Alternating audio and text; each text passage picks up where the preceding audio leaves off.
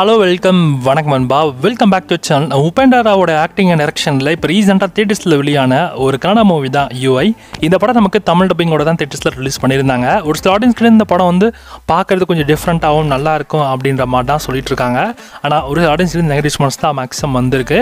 But அதை தாண்டி உபேந்தராவுடைய படங்கள்னு எடுத்துக்கிட்டிங்கன்னா ஒரு டேரக்டான படங்கள் எல்லாமே ரொம்ப டிஃப்ரெண்ட்டாக இருக்கும் அப்படின்ற மாதிரி தான் ஒரு பெரிய கருத்தாகவே இருக்குது. அதே மாதிரி தான் இந்த யூஐ மூவியும் ரொம்ப டிஃப்ரெண்ட்டாக எடுத்திருக்காங்க அப்படின்ற மாதிரியும் சொல்லப்படுது.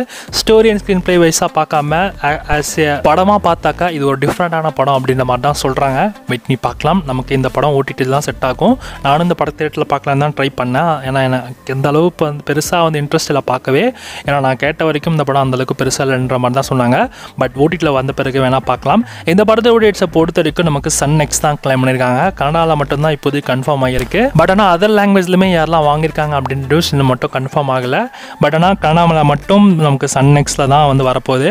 ஸோ வெயிட் பண்ணி பார்க்கலாம். ஒரு வேளை நமக்கு சன் நெக்ஸ்ட்டில் வரப்போ கூட மேக்ஸிமம் தமிழ்லையுமே ஆட் பண்ண சான்ஸ் இருக்குது. வெயிட் பண்ணி பார்ப்போம்.